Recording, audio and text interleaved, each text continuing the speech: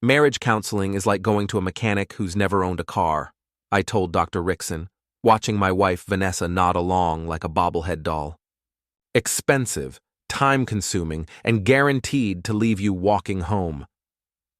Vanessa shot me that look, the one that used to mean, "You're being charming," but now clearly translated to, "Shut up, Derek." We were sitting in Dr. Rickson's beige office, surrounded by motivational posters featuring sunsets and inspirational quotes about communication bridges. The man himself looked like he'd stepped out of a wellness catalog.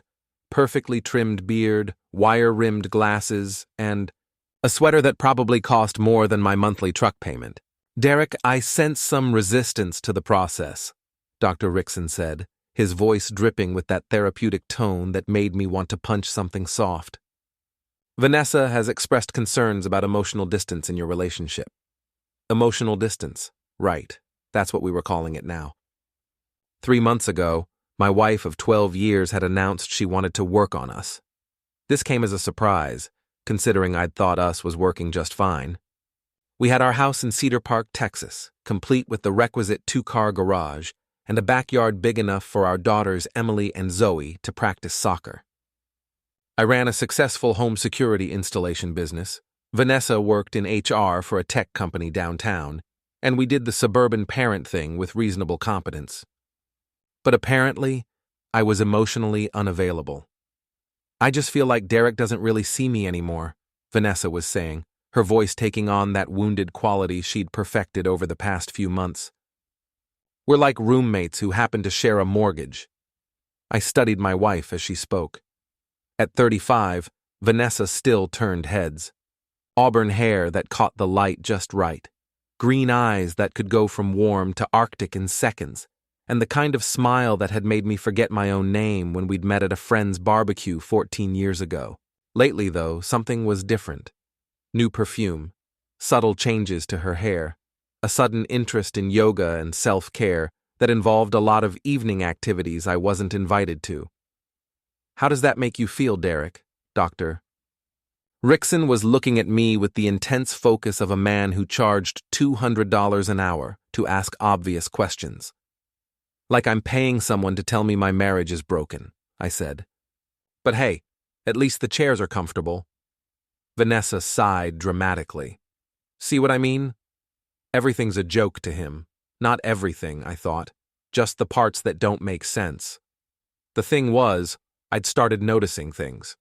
Small things that probably meant nothing, but when you install security systems for a living, you develop an eye for details that don't fit the pattern. Late-night phone calls that Vanessa would take in the other room. Text messages that made her smile in ways I hadn't seen in months. A sudden interest in fitness that coincided with joining a new gym across town, one that apparently had the most amazing yoga instructor named Sean. "Sean's just incredible," she'd gushed over dinner 2 weeks ago. "He's got this whole philosophy about mind-body connection. He says I have natural flexibility that I've never explored."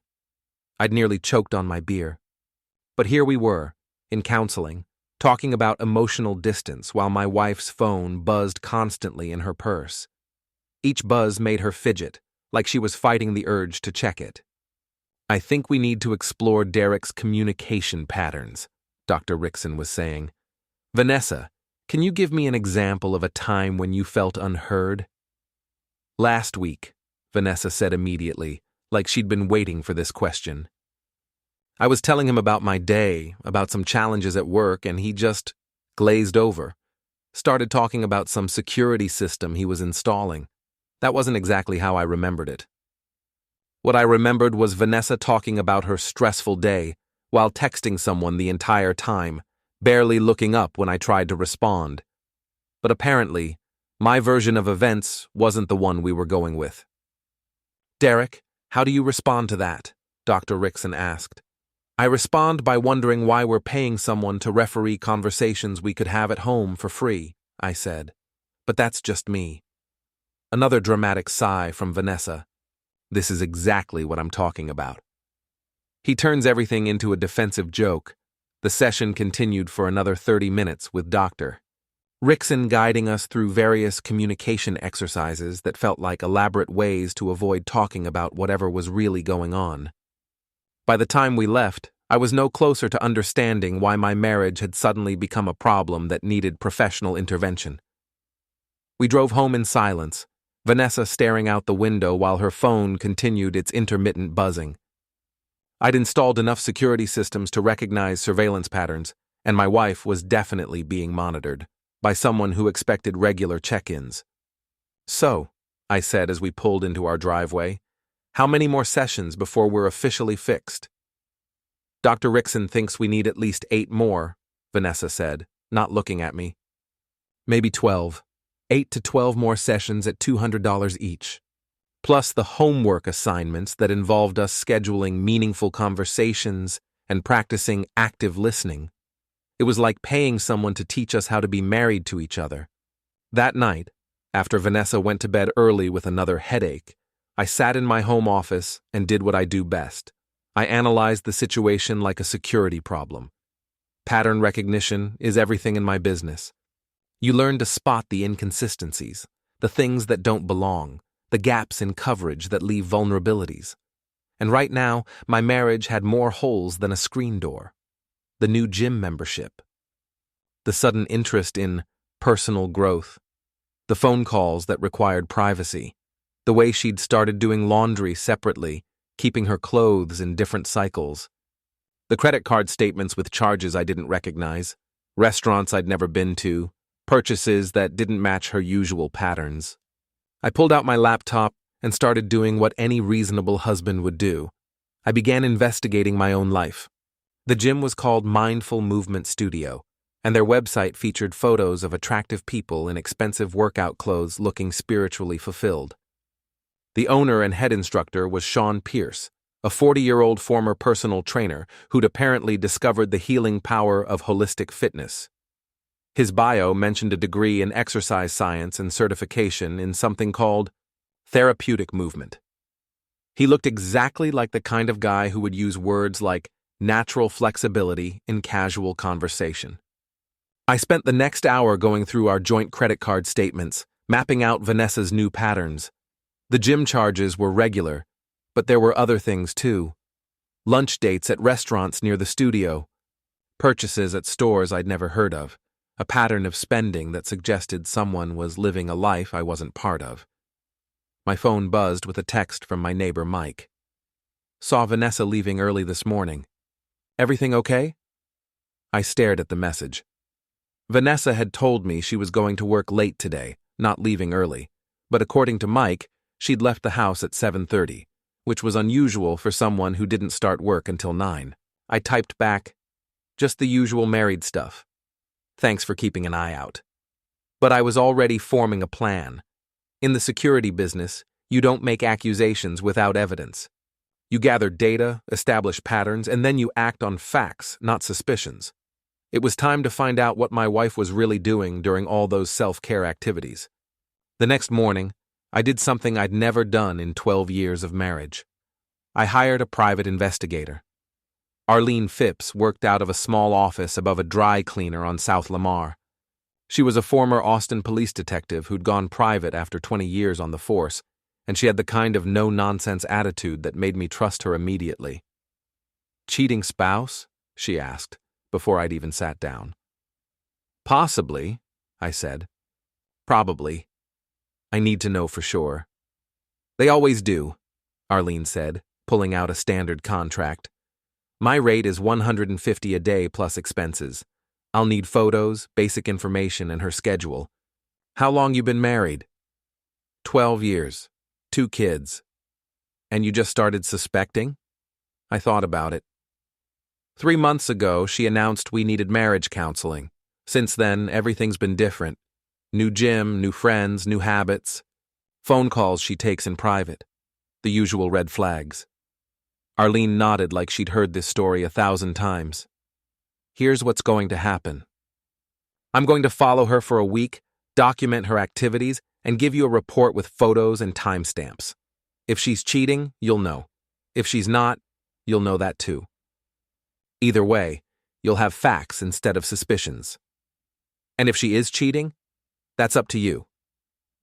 I document, I don't judge. But I will say this. If you're planning to divorce, documentation helps. If you're planning to work it out, sometimes ignorance is bliss. I signed the contract and gave her $500 cash.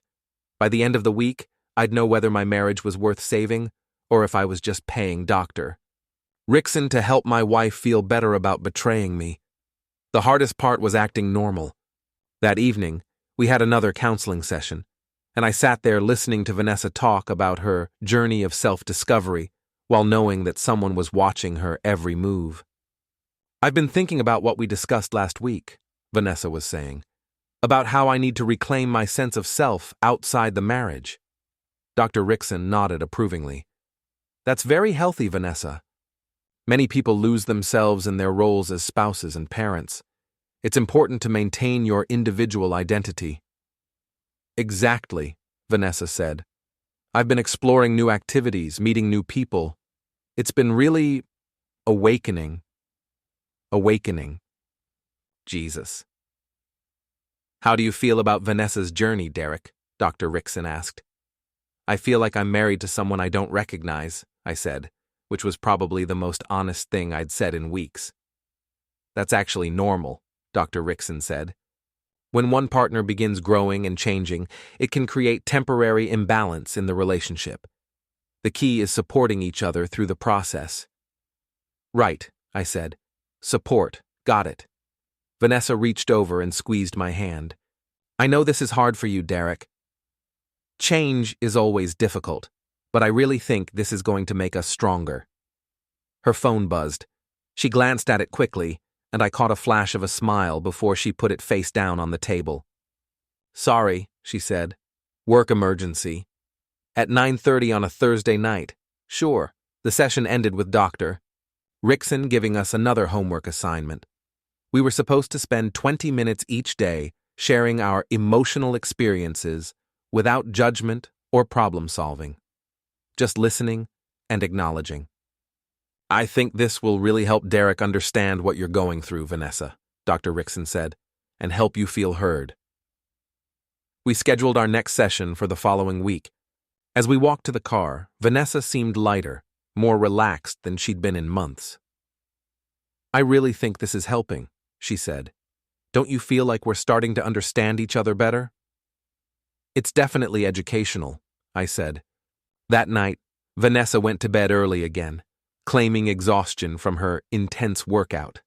I waited until I heard her breathing change to the deep rhythm of sleep. Then I got up and did something else I'd never done. I went through her phone. I'm not proud of it, but I'm also not stupid. Her passcode was Emily's birthday, not exactly Fort Knox level security. What I found confirmed every suspicion I'd had. Text messages with someone named S that were definitely not about yoga positions, unless yoga had gotten a lot more intimate since I'd last checked. Photos that she'd never shown me. Plans for meetings that didn't appear on our shared calendar. The most recent exchange was from earlier that evening, during our counseling session. S. How did it go? Vanessa. Same as always. He has no idea. Sometimes I feel bad, but then I remember how alive you make me feel. S. Tomorrow night? Same place? Vanessa. Can't wait. This is getting harder to hide, though. S. Maybe it's time to stop hiding. I took screenshots and forwarded them to my own phone, then deleted the evidence of my snooping. Then I sat in my office until 3 a.m, staring at the proof that my marriage was over and trying to figure out what the hell I was supposed to do about it. The next day, Arlene called with her preliminary report. Your wife is definitely having an affair, she said without preamble. Guy named Sean Pierce owns the gym where she works out. They've been meeting 3 times a week for the past 2 months, usually at his apartment above the studio. Yesterday, they met for lunch at a hotel restaurant, then went upstairs for 2 hours. Jesus. Gets worse. I did some background on Pierce. He's got a pattern of this. Targets married women who join his gym, sells them on the whole mind-body connection thing, then moves in for the final step. Your wife isn't his first, and she probably won't be his last. I felt something cold settle in my stomach. So she's just another conquest. Looks that way. Sorry, Derek. I know this isn't what you wanted to hear. Actually, it is, I said. I wanted the truth. Now I have it. What are you going to do? That was the question, wasn't it? I could confront Vanessa, demand explanations, try to work things out. I could file for divorce, split everything down the middle, and move on with my life. Or I could do what I do best. I could plan. I'm going to keep going to counseling, I said. Come again? She wants to play games? Fine, but I'm going to play them better. I hung up and called Dr. Rickson's office to schedule additional sessions. If Vanessa wanted to use marriage counseling as cover for her affair, I was going to give her all the cover she needed, right up until the moment I pulled it away and left her standing naked in front of everyone. The game was on. I've been thinking about what you said last week, I told Dr. Rickson at our next session. About supporting Vanessa's journey. I think I've been selfish. Vanessa looked surprised. Dr. Rickson looked pleased. I felt like I was going to vomit. That's a significant insight, Derek, Dr. Rickson said. Can you elaborate? Well, Vanessa's been working so hard on herself, exploring new activities, meeting new people. And instead of celebrating that, I've been making it about me, about what I'm not getting from the relationship. Vanessa was staring at me like I'd grown a second head. Really? Really, I said, reaching over to take her hand. I want you to be happy. If that means giving you more space to grow, then that's what I'll do. It was like watching someone win the lottery. Vanessa's whole face lit up, and she squeezed my hand so hard it almost hurt. Derek, that's amazing, she said. I've been so worried that you resented my new interests. Not at all, I lied smoothly. In fact, I think you should pursue them even more. Don't hold back on my account. Dr. Rickson was practically glowing. This is exactly the kind of breakthrough we've been working toward. Derek, you're demonstrating real emotional maturity. The session continued with me playing the role of the understanding husband who'd finally seen the light. I asked Vanessa about her yoga practice, encouraged her to talk about her new friendships, and generally acted like a man who was thrilled that his wife was finding fulfillment outside their marriage. It was the performance of my life. After the session, Vanessa was more affectionate than she'd been in months. She held my hand as we walked to the car, leaned against me while I drove, and actually initiated a conversation about our plans for the weekend. I was thinking, she said as we pulled into our driveway, maybe we could do something together on Saturday. Just the two of us. Emily and Zoe could stay with your sister. That sounds great, I said. What did you have in mind? I don't know. Something spontaneous. We used to be good at spontaneous. We used to be good at a lot of things. That night, for the first time in weeks, Vanessa didn't go to bed early with a headache. Instead, she curled up next to me on the couch while we watched a movie, her head on my shoulder, her hand resting on my chest. It would have been perfect, except for the fact that her phone was buzzing every 10 minutes with messages she was trying to hide. Work? I asked after the fifth buzz. Yeah, she said quickly. Crisis with the Henderson account. You know how it is. I knew exactly how it was. The next day, I called Arlene with an update. I need you to expand the surveillance, I said. I want to know everything about this guy Pierce, his schedule, his habits, his weaknesses, and I want to know who else knows about the affair. Planning something specific? I'm planning to end this on my terms, I said.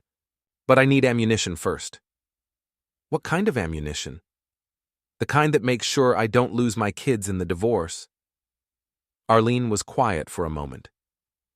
Derek, I have to ask, are you planning anything illegal? No, I said. But I'm not planning to play fair either.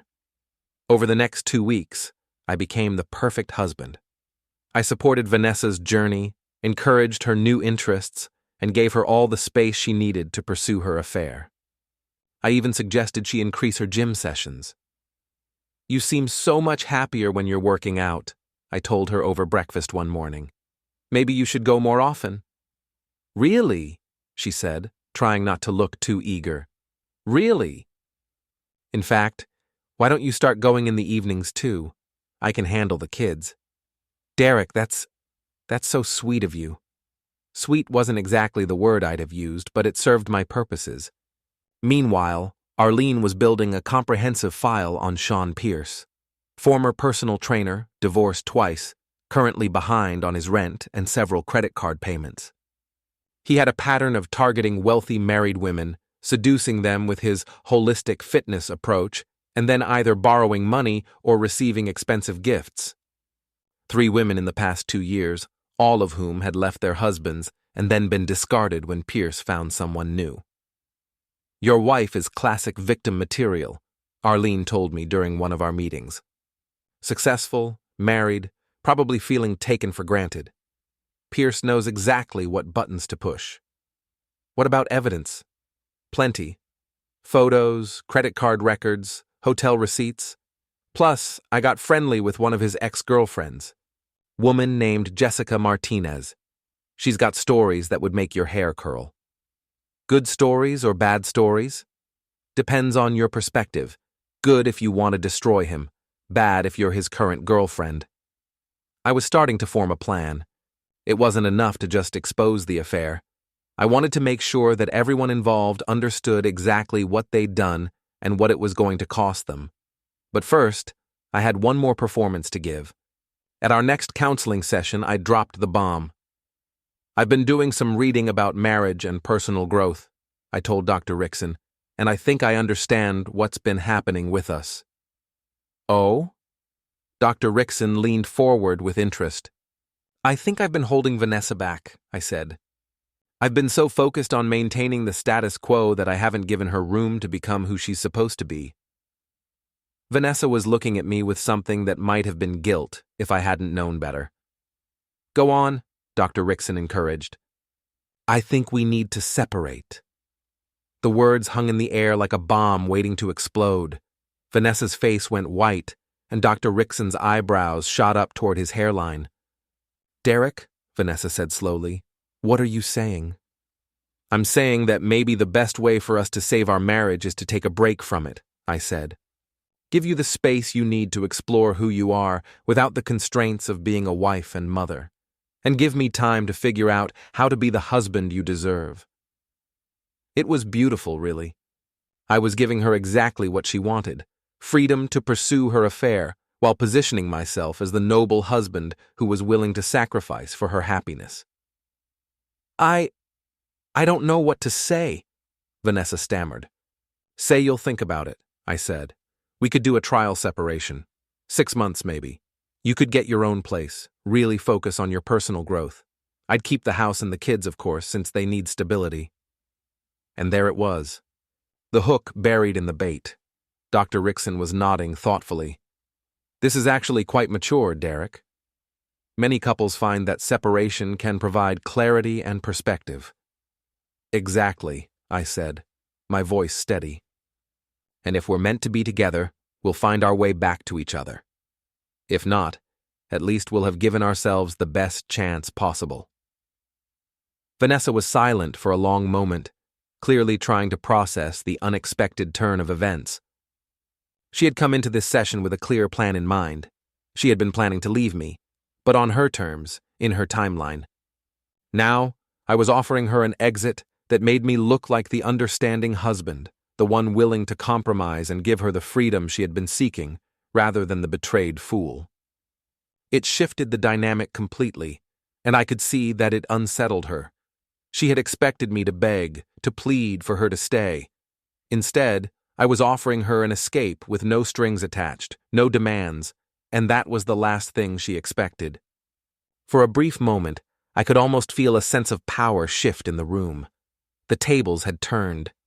As we drove home, the tension in the car was palpable.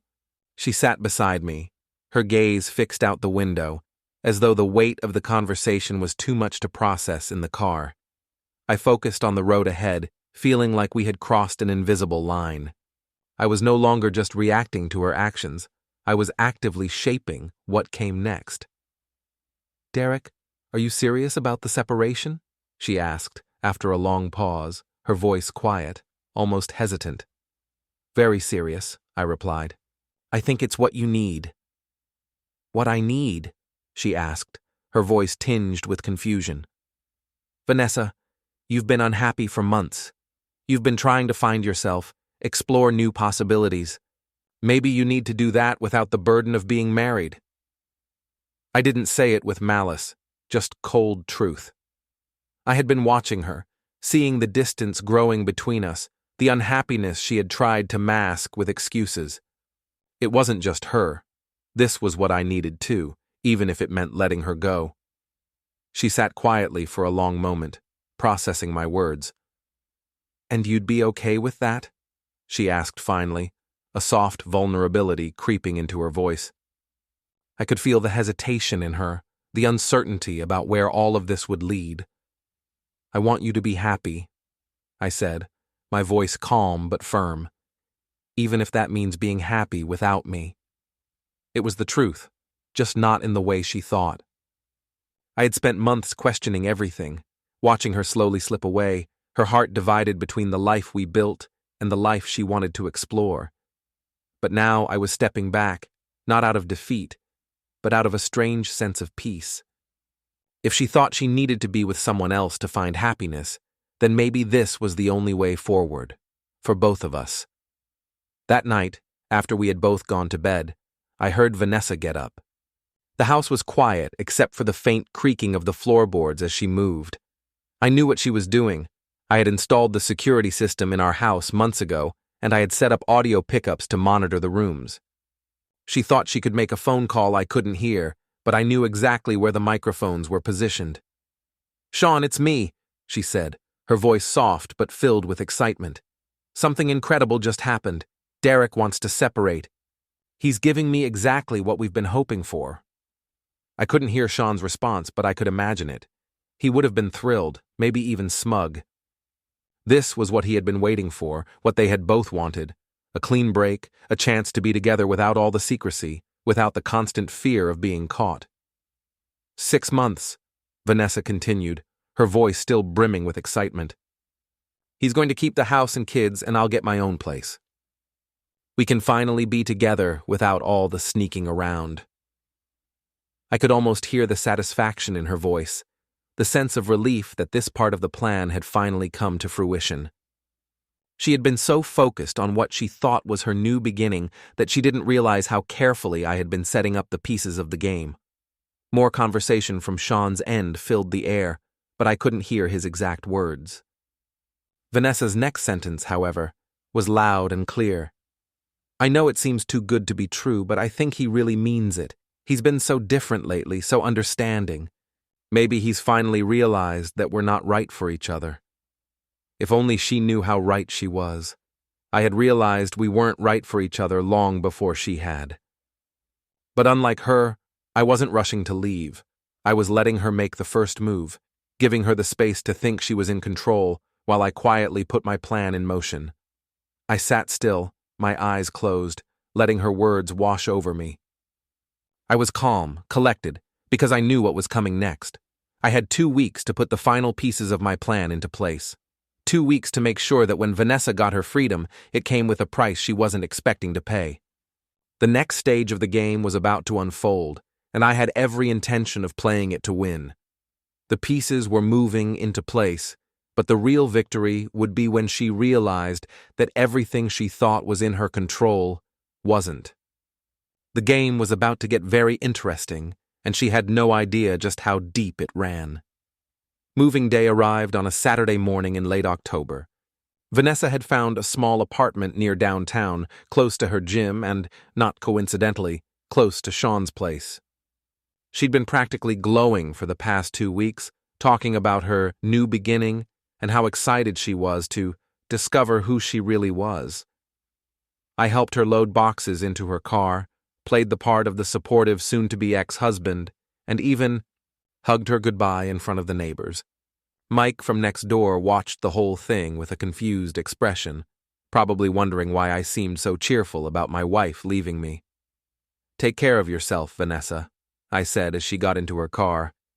"And remember, this is about giving us both space to grow. No rushing into anything new, okay?" "Of course not," she said, not quite meeting my eyes. "This is about self-discovery, not other things." "Good," I said. "Because the last thing either of us needs is for this separation to get complicated by outside influences." She drove away with a wave and a smile, probably thinking she'd just pulled off the greatest escape in marital history. What she didn't know was that she'd just walked into the most elaborate trap I'd ever constructed. That evening, I called a family meeting with Emily and Zoe. "Girls," I said, "I want to talk to you about what's happening with Mom and me." Emily, my 11-year-old, was already too smart for her own good. "You're getting divorced, aren't you?" "We're taking a break," I said carefully. "Sometimes grown-ups need time to figure things out." "Is it because of Mom's boyfriend?" Zoe asked innocently. I felt my heart stop. "What boyfriend, sweetheart?" "The yoga guy," Zoe said matter-of-factly. "Mom talks to him all the time. Emily says they're probably kissing." I looked at Emily, who had the grace to look embarrassed. "I'm sorry, Dad. I didn't mean for Zoe to find out. But Mom's been acting weird, and I saw some of her text messages." Jesus. If my kids knew, who else had figured it out? "Listen to me, both of you," I said. "What happens between Mom and me is between Mom and me. Your job is to be kids, not to worry about grown-up problems. Can you do that for me?" They both nodded, but I could see the questions in their eyes. Questions I wasn't ready to answer yet. Over the next few days, I put the final pieces of my plan into motion. First, I had a conversation with my lawyer, a sharp woman named Rebecca Chen, who specialized in family law and had a reputation for protecting fathers' rights. "You want custody of the children?" she asked, reviewing the file Arlene had compiled. "Full custody," I said, "with supervised visitation for Vanessa." "That's a tough sell, Derek. Courts generally favor shared custody unless there are extenuating circumstances." "There are," I said, sliding a folder across her desk. "Adultery, abandonment of the family home, and evidence of poor judgment that could endanger the children's emotional well-being." Rebecca opened the folder and whistled softly. "This is comprehensive. Where did you get all this?" "I'm in the security business," I said. "I know how to document things." "And you're sure about the timeline?" She initiated the separation while carrying on this affair. She initiated marriage counseling to cover the affair, then jumped at the chance to separate when I offered it. The whole thing was a setup to make her betrayal look like mutual incompatibility. Rebecca nodded slowly. "This could work. But you need to be prepared for things to get ugly. When she realizes what's happening, she's going to fight back." "Let her fight," I said. "I've got more ammunition than she knows." The second part of my plan involved Sean Pierce directly. I'd been studying his patterns for weeks, and I knew exactly where to hit him, where it would hurt most: his business. Sean's gym was struggling financially, kept afloat mainly by the monthly memberships of wealthy women who were paying more for his personal attention than for actual fitness instruction. But his lease was up for renewal in 2 months, and his landlord was already asking questions about late payments. I made a few phone calls to some contacts in the commercial real estate business. By the end of the week, I'd arranged to purchase the building that housed Sean's gym. The current owner was happy to sell to someone who was paying cash and promising to renovate. Sean didn't know it yet, but his new landlord was going to be very interested in his business practices. The third part of my plan was the most delicate. I needed to make sure that when everything came crashing down, Vanessa couldn't claim she was an innocent victim who'd been seduced by a predator. She needed to be clearly complicit in the betrayal. That's where Jessica Martinez came in. Jessica was one of Sean's previous victims, a divorced mother of 2 who'd fallen for his routine and ended up losing half her divorce settlement to his various business ventures. She was angry, broke, and very interested in revenge. "You want me to do what?" she asked when I explained my proposal. "I want you to reconnect with Sean," I said. "Tell him you've been thinking about him, that you might be interested in investing in his business again. Get him talking about his current situation. And then you record everything he says about my wife and share it with her. Let her hear exactly what he really thinks of her." Jessica smiled for the first time since I'd met her. "You know, I think I like you, Derek." Everything was in place. Now I just had to wait for Vanessa to get comfortable in her new life before I pulled the rug out from under her. I didn't have to wait long. 3 weeks into the separation, Vanessa called to ask if she could take the girls for the weekend. "Of course," I said. "Where are you planning to go?" "Just around town," she said evasively. "Maybe the zoo, some shopping." "Girl time. Sounds great. I'm sure they'll love spending time with you." What I didn't tell her was that I'd already talked to Emily and Zoe about what to do if Mom introduced them to any new friends. My daughters were smart girls, and they understood that sometimes grown-ups didn't make the best decisions. That weekend, Vanessa picked up the girls on Saturday morning. By Saturday evening, Emily was calling me from Vanessa's apartment. "Dad," she said quietly, "Mom's friend Sean is here. She says he's her yoga instructor, but they're acting weird." "Weird how, sweetheart?" Like their boyfriend and girlfriend. He brought flowers and everything, and Mom made us call him Uncle Sean." "Uncle Sean. Jesus Christ. Are you okay? Do you need me to come get you?" "I think so. Zoe's upset. She doesn't like him. Put Mom on the phone." There was a moment of muffled conversation. Then Vanessa came on the line. "Derek, hi. Is everything okay?" "Emily says you have a friend over." "Oh, yes. Sean stopped by to drop off some yoga materials. The girls are just being shy." "Vanessa, we agreed that this separation was about self-discovery, not about introducing the kids to new relationships." "It's not like that," she said quickly. "He's just a friend." "A friend who brings flowers and wants to be called Uncle Sean?" Silence. "Bring the girls home, Vanessa." "Now." "Derek, you're being unreasonable." "I'm being a father." "Bring them home, or I'll come get them myself." An hour later, Vanessa dropped off Emily and Zoe with barely a word. Both girls were quiet and subdued, and Zoe had obviously been crying. "Dad," Emily said after Vanessa left, "I don't think Mom is making good choices." "What makes you say that?" "She lied to us. She said Sean was just her yoga teacher, but they were kissing in the kitchen. And when we walked in, they jumped apart like they were doing something wrong. And he was weird," Zoe added. "He kept trying to hug us and asking if we wanted to go to his gym. I told him I don't like strangers touching me, and Mom got mad at me." That was it, the final piece of evidence I needed. I called Rebecca first thing Monday morning. "File for divorce," I said. "Full custody, supervised visitation, and I want her to pay child support." "What happened?" I told her about the weekend, about Vanessa introducing the girls to her boyfriend and lying about the nature of their relationship. "That's perfect," Rebecca said. "Introducing the children to a romantic partner during a trial separation, especially one they're having an affair with, shows incredibly poor judgment. Combined with everything else we have, I think we can make a strong case for full custody." "How long?" "I'll file the papers today." "She'll be served by the end of the week." "And the other thing?" "Your building purchase went through this morning. Congratulations, Derek. You're now Sean Pierce's landlord. It was all coming together beautifully. That evening, I had another family meeting with the girls. "I need to tell you something," I said. "Mom and I aren't going to work things out. We're getting divorced." Emily nodded like she'd expected this. Zoe started to cry. "But here's the important thing," I continued. "You're going to live here with me, and Mom will visit you regularly. Nothing about your day-to-day life is going to change."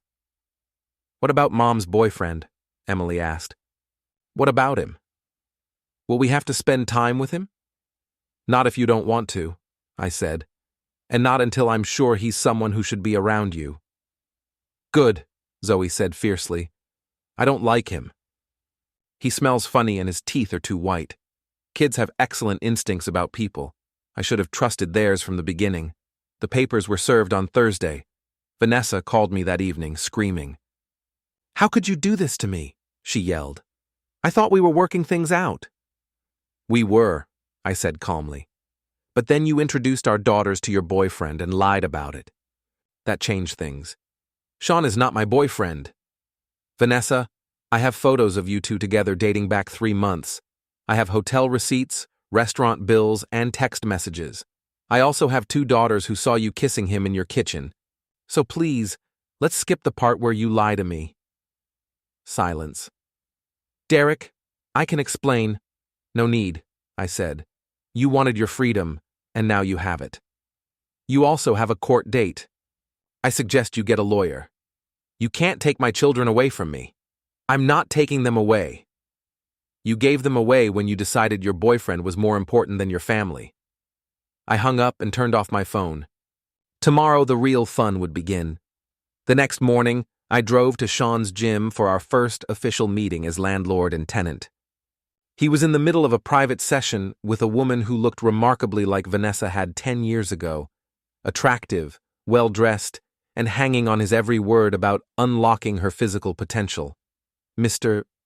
Pierce, I said, walking into the studio. I'm Derek Wyatt, your new landlord. I was hoping we could have a chat. The transformation on Sean's face was immediate and comical. He went from confident guru to cornered rat in about 2 seconds. I'm sorry, I'm in the middle of a session, he said, his voice tight. No problem, I said, settling into a chair. I'll wait. He tried to continue the session, but his focus was clearly shot. After a few minutes, the woman, sensing the tension, made an excuse and left. Now then, I said once we were alone, let's talk about your lease. Sean was about 6'2", with the kind of artificially enhanced physique that came from too many hours in the gym and possibly some chemical assistance. His hair was styled in that deliberately messy way that took an hour to achieve, and his teeth were indeed unnaturally white, just as Zoe had observed. Look, Mr. Wyatt, he said, trying to regain his composure. I know this might seem awkward, but… Awkward? I interrupted. Why would it be awkward? Because you've been seeing my wife for the past 4 months? His face went pale. I don't know what you're talking about. Sure you do, I said, pulling out a folder. Would you like to see the photos? There are some really nice ones from the Marriott downtown. You two look very… flexible. Sean sat down heavily on one of his exercise benches. Okay, look, I know how this seems, but Vanessa told me you were separated. She said the marriage was over. The marriage is over now, I said. But it wasn't when you started screwing her in March. It wasn't over when you convinced her to lie to a marriage counselor, and it definitely wasn't over when she introduced you to my daughters as Uncle Sean. The kids. Jesus, I told her it was too soon for that. Did you? How considerate of you. I opened the folder and spread some of the photos across his reception desk. Sean looked at them and winced. What do you want? He asked. I want you to understand your situation, I said. Your lease expires in 6 weeks. Your rent is 3 months behind. You owe money to half the suppliers in Austin. And now your landlord is the husband of the woman you've been manipulating. I wasn't manipulating anyone. Vanessa and I have real feelings for each other. I laughed. Real feelings? Is that what you told Jessica Martinez? How about Linda Chen? Or Sarah Williams? His face went even paler. How do you… I'm very thorough, Sean. I know about your little pattern. Target unhappy wives, sell them on your spiritual fitness bullshit, get them to leave their husbands, then dump them when the next mark comes along. The only difference is that this time you picked the wrong wife. I pulled out another folder. This is a financial analysis of your business. You're broke, Sean. The only thing keeping this place afloat is the monthly fees from lonely housewives who think you're interested in more than their money. You can't evict me without cause. I don't need to evict you. I just need to raise your rent to market rate, which, according to my commercial real estate agent, is about triple what you're paying now. Of course, you'd need to be current on your existing rent before any new lease could be executed. Sean was quiet for a long moment, staring at the photos spread across his desk. "What do you want me to do?" he finally asked. "I want you to tell Vanessa the truth about what this has been for you. I want her to understand exactly what kind of man she threw her family away for.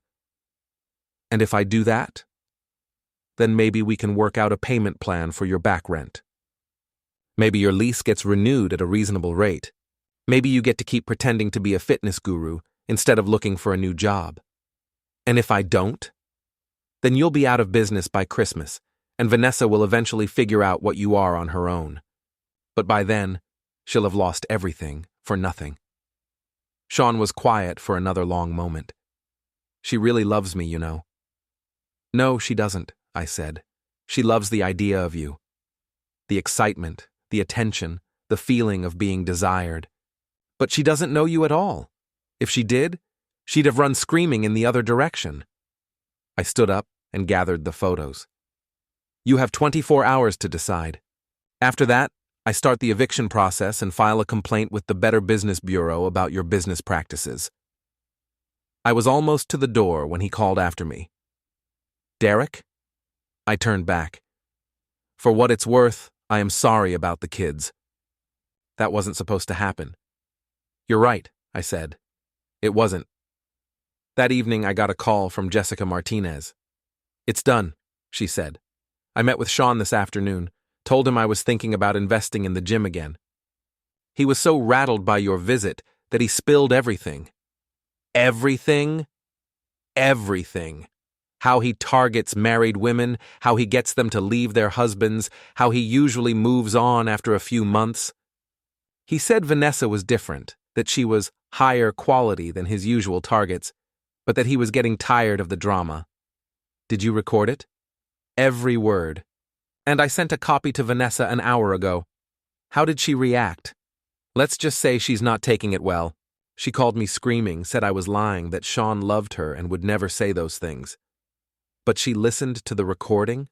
Oh, she listened. And then she called Sean. I'm guessing that conversation didn't go the way she hoped." I felt a grim satisfaction. It was all falling apart exactly as I'd planned. My phone rang. Vanessa. "Derek," she said, and I could tell she'd been crying. "I need to talk to you." "I'm listening. Can I come over? Please?" "I know I don't have the right to ask, but I really need to see you." "The girls are here." "I know, I won't upset them, I need to explain." "There's nothing to explain, Vanessa. I know everything. Please." Against my better judgment, I agreed. She arrived 20 minutes later, looking like she'd been hit by a truck. Her eyes were red from crying, her hair was a mess, and she was wearing the same clothes she'd had on the day before. "The girls are upstairs doing homework," I said. "You have 10 minutes." She sat down on the couch where we'd watched movies together for 12 years, where we'd held our babies, where we'd planned our future. Now she looked like a stranger. "I made a terrible mistake," she said. "Yes, you did. I mean it, Derek. I know how this looks, but I never meant for any of this to happen. I was feeling lost, and Sean made me feel special again," Vanessa said, her voice shaking with desperation. "Special enough to betray your family?" I asked, my tone cold, trying to keep the overwhelming mix of emotions under control. The anger, the betrayal, the confusion, it all swirled inside me, threatening to erupt. I know how awful that sounds, but I thought maybe we could work through this. Maybe if we went back to counseling. Her voice trailed off, and she looked at me, her eyes pleading for a glimmer of understanding, a hint of hope. "Vanessa, stop," I couldn't listen to her anymore. The excuses, the justifications, none of it was going to change what had happened. She blinked, the desperation in her eyes growing. Please, Derek. I never meant to hurt you. I took a deep breath, trying to keep my voice steady. Do you know what our daughters said when they met your boyfriend? Her face faltered, and she shook her head, not wanting to hear the words. Emily said you were making bad choices, I continued, my words sharp and calculated. Zoe said she didn't like him because he smelled funny and his teeth were too white. Our 8-year-old had better judgment than you did. Vanessa's face crumpled, but I couldn't feel sorry for her anymore. The weight of what she had done crushed any trace of sympathy I might have had left. Derek, she started, but I cut her off before she could try to justify herself again. You introduced our children to the man you were cheating with. You lied to them, you lied to me, and you lied to yourself. There's no coming back from that, I said, my voice cold as ice. She reached for my hand, her eyes full of guilt. But I love you. I pulled my hand away, the bitterness rising in my throat. No, you don't. You love the security I represent. You love the idea of having your family as a backup plan in case your affair didn't work out. But you don't love me enough to have been faithful to me. Her face twisted in anguish, and she started crying again, her body shaking with the weight of her own regret. What about the girls? She asked, through her sobs, her voice desperate. What about them? I responded, the hurt still too raw in my chest. They need their mother, she said, her words thick with emotion. They need me, Derek. They need a mother who puts them first, I said, my voice firm and resolute. You've proven that's not you. You've proven that you're willing to choose your own desires over their well-being. That's not the kind of mother they need. She looked at me, broken, as the tears fell down her face. You can't keep them from me forever. I stood up and walked to the door, trying to hold back the tears of my own. I'm not keeping them from you. You'll have supervised visitation every other weekend. You'll be able to rebuild your relationship with them over time if you can prove you're stable. Supervised visitation? Her voice was small, filled with disbelief and fear. Derek, please. The hearing is next month, I said, my voice growing firm again. I suggest you get a good lawyer. She sat there for a few more minutes, crying quietly. Her sobs were soft but persistent, and I let her have the space to feel whatever she needed to feel. But I couldn't stay any longer. This wasn't about her anymore. It was about my daughters, about me, about rebuilding our lives. Finally, after what felt like an eternity, she looked up at me, her face streaked with tears. I'm sorry, she said, her voice barely a whisper. I'm so sorry for everything. I know you are, I said, my voice hollow. But sorry doesn't fix this. Without another word, she left. I stood there in the doorway for a moment, watching her go, the silence of the house settling over me like a heavy weight. I wasn't angry anymore, not really. I was just empty. Numb, maybe, but also free. I went upstairs to check on the girls. I needed to be there for them, to remind them that no matter what, they still had me. Emily was in her room, curled up with a book, and Zoe was at her desk, coloring quietly. Both of them seemed content, lost in their own little worlds, but I knew they had overheard the tension downstairs. Was that Mom? Emily asked, looking up from her book. Her eyes were cautious, like she didn't want to upset me by asking, but she had to know. Yes, I replied, trying to keep my voice steady. Is she okay? Emily's voice was soft, full of concern for the woman who had hurt us all. She will be, I said, my voice quieter now, though the words felt hollow coming out. Eventually. Are you okay? Zoe asked, glancing up from her drawing, her small face serious. She could sense the change in the air, the heaviness that had settled over our home. I thought about it for a moment, taking in the calm faces of my daughters, knowing they had witnessed the unraveling of everything. But I had to be strong for them. "Yeah, kiddo," I said, my voice firm, more sure now than I'd felt in a long time. "I think I am." And for the first time in months, I actually believed it. The divorce hearing was scheduled for a cold Tuesday morning in December. I arrived at the courthouse with Rebecca, carrying 3 boxes of evidence and feeling more prepared than I'd ever been for anything in my life.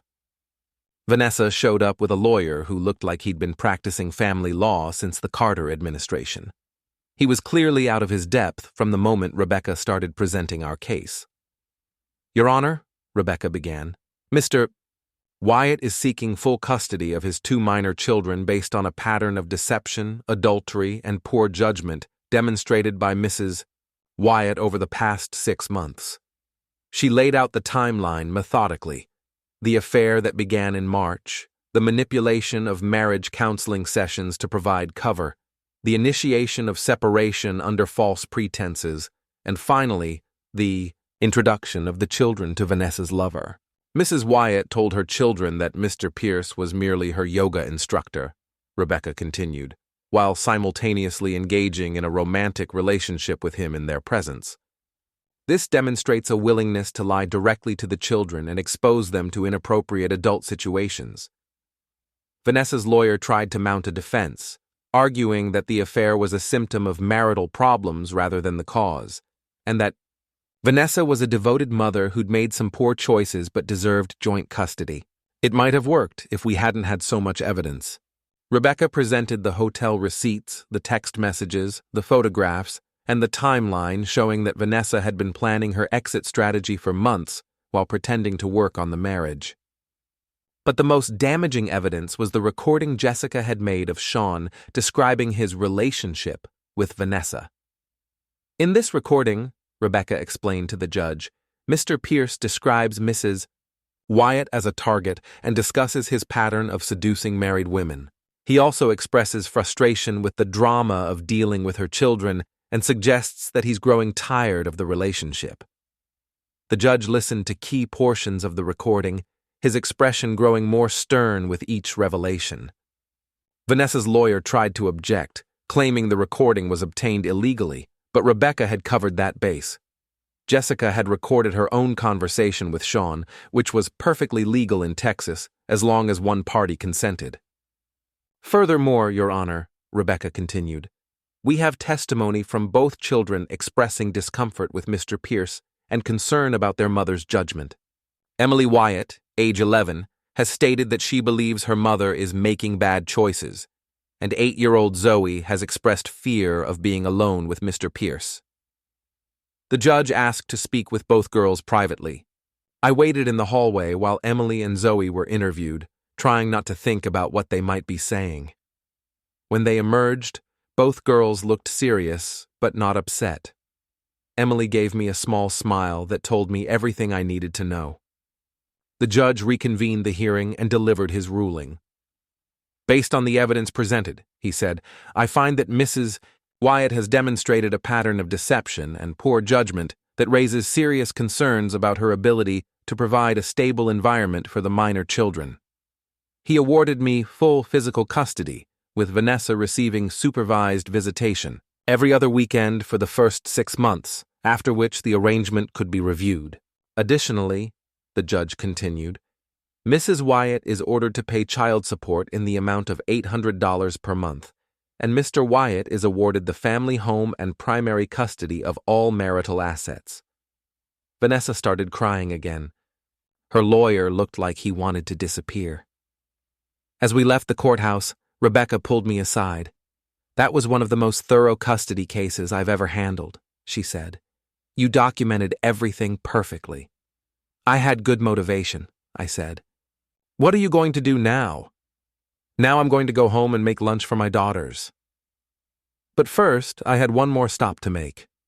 Sean's gym was closed with a for lease sign in the window. According to my property manager, he'd cleared out over the weekend, 3 weeks before his lease expired, leaving behind a month's worth of unpaid utilities and a studio full of abandoned equipment.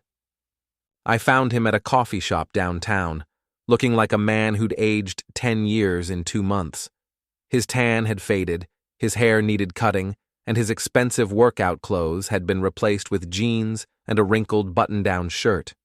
"Derek," he said when I sat down across from him, "I was wondering when you'd show up. Just wanted to see how you were doing," I said. "How do you think I'm doing?" "I'm broke, homeless, and unemployed. Vanessa won't return my calls, and half the women in Austin think I'm some kind of predator." "Are you?" He was quiet for a long moment. "Maybe. I don't know anymore." "What are you going to do now?" "Leave town, I guess. Start over somewhere else. Maybe go back to regular personal training, try to do things legitimately for once." "That's probably a good idea." "For what it's worth," he said, "I really did care about Vanessa. It wasn't all manipulation." "I believe you," I said, "but caring about someone and loving them are different things. And loving someone means not asking them to destroy their family for you." "Yeah, well, I figured that out too late." I stood up to leave, then turned back. "Sean? Yeah? If I ever see you in Austin again, if I ever hear that you've contacted my ex-wife or my children, I will make the last few months look like a friendly disagreement. Are we clear?" He nodded. Crystal. I never saw him again.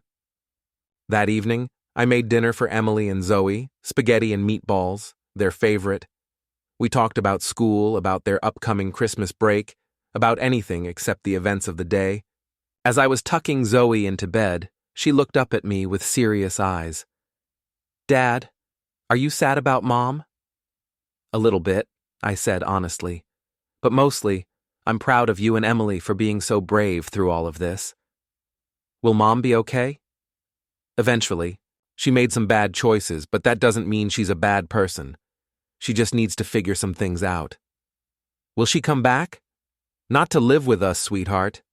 But she'll always be your mom and she'll always love you." Zoe nodded solemnly. "I love you, Dad." "I love you too, kiddo." Later that night, I sat in my office and looked at the framed photo on my desk. Vanessa, Emily, Zoe, and me at the beach last summer, all smiles and sandy feet. It seemed like a lifetime ago. My phone buzzed with a text from Mike next door. "Saw the moving truck at Vanessa's place. Everything okay?"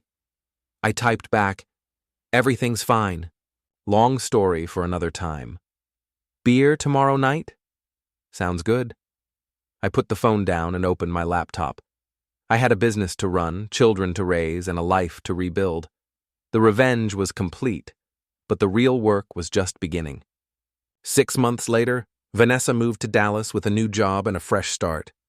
She'd completed the required parenting classes and anger management counseling, and her supervised visits had gone well enough that the judge agreed to unsupervised weekend visits. She was different now, quieter, more thoughtful, less concerned with appearances, and more focused on actually connecting with Emily and Zoe. The girls were cautious with her at first, but gradually began to trust that this version of their mother was more genuine than the one who'd left. "I'm sorry," she told me one evening when she came to pick up the girls, "for everything. I know that doesn't fix anything, but I needed to say it." "I know," I said, "and for what it's worth, I think you're doing better now."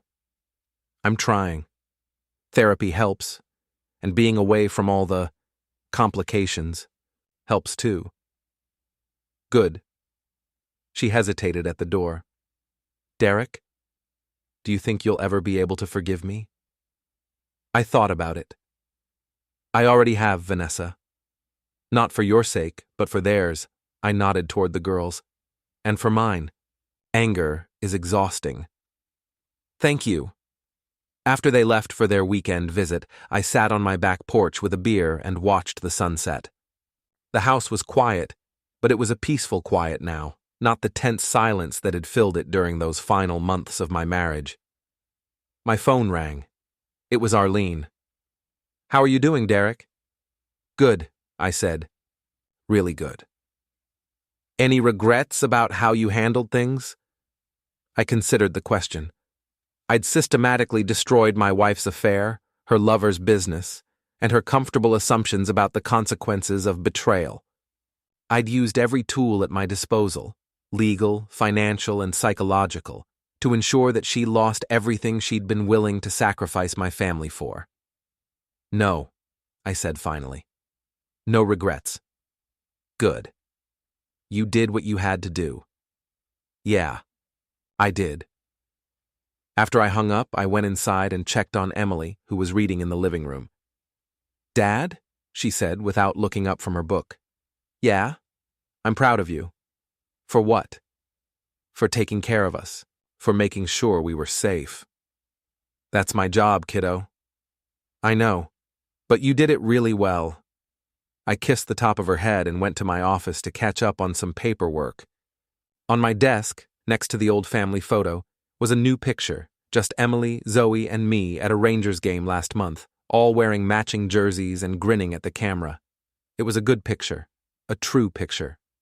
Outside, the Texas evening settled into darkness, and somewhere in the distance, I could hear the sound of neighbors talking over their back fence, the comfortable rhythm of ordinary life going on. I'd won.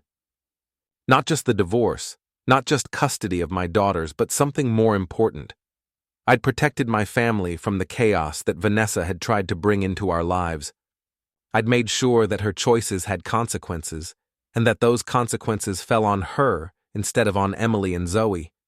It had been the most difficult thing I'd ever done, and the most necessary. And now it was over.